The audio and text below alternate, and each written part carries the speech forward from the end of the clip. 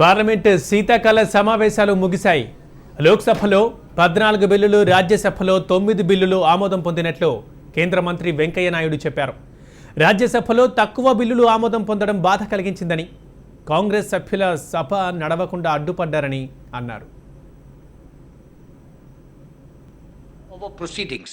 Before we disperse, may I wish you season's greeting and a very happy new year. The national song. Everybody has been cautioned. Everybody.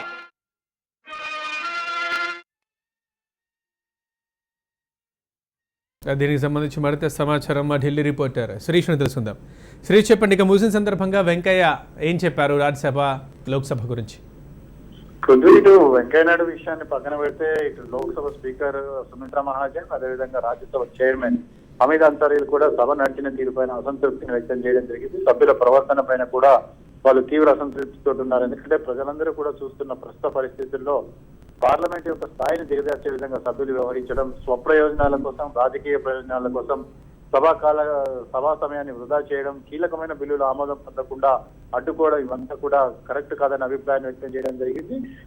Parliament సమావేశాలు ముగిసిన తర్వాత సందర్భంగా నిర్వహించిన media సమావేశంలో కూడా parliamentary affairs minister కూడా ఇదే విషయాన్ని స్పష్టం చేయడం కూడా జరిగింది. అంటే కీలకమైన అంశాలు చర్చకు రాకుండా, కీలకమైన బిల్లులు ఆమోదం పొందకుండా ఇటు అధికార పార్టీ, ప్రతిపక్ష పార్టీ రెండూ కూడా సభా కార్యక్రమం వృధా కావడంలో పాత్ర పోషించినప్పటికీ కూడా ముఖ్యంగా కాంగ్రెస్ పార్టీ సభ్యుల యొక్క వైఖరి వల్ల చాలా వరకు కూడా సమయం అనేది కూడా వృధా అయినట్టు కూడా తెలుస్తుంది. గత కొద్ది కాలంగా రాజ్యసభ, లోక్సభలో కూడా కాంగ్రెస్ పార్టీ సభ్యుల వైఖరి పైన కూడా తీవ్ర అసంతృప్తి అనేది కూడా వ్యక్తమైంది. ముఖ్యంగా లోక్సభ కంటే రాజ్యసభలో కాంగ్రెస్ పార్టీ సభ్యుల యొక్క మద్దతు లేదే సభా కార్యక్రమాలు నడిచే పరిస్థితి లేదు. ఒక రకంగా సభను వాళ్ళు పూర్తిగా డిక్టేట్ చేసిన పరిస్థితి అనేది కూడా నెలకొంది. వాళ్ళ యొక్క అనుమతితోటే కీలక బిల్లులు ప్రవేశపెట్టడం, లేదా వాళ్ళ అనుమతితోటే వాళ్ళు అనుమతించిన అంశాలపైన చర్చ జరపడాన్ని ప్రభుత్వం జీర్ణించుకోలేకపోతుంది. ఈ విషయంలో కొద్దిగా ఏమి చేయలేని పరిస్థితి అనేది కూడా ప్రస్తుతం ప్రభుత్వం ముందుంది. Prithvi. Right, thank you Sirish.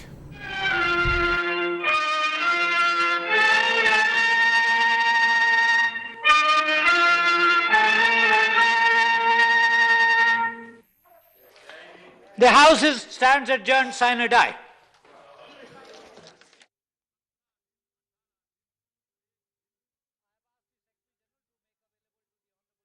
आपने उसको पारित नहीं किया। अब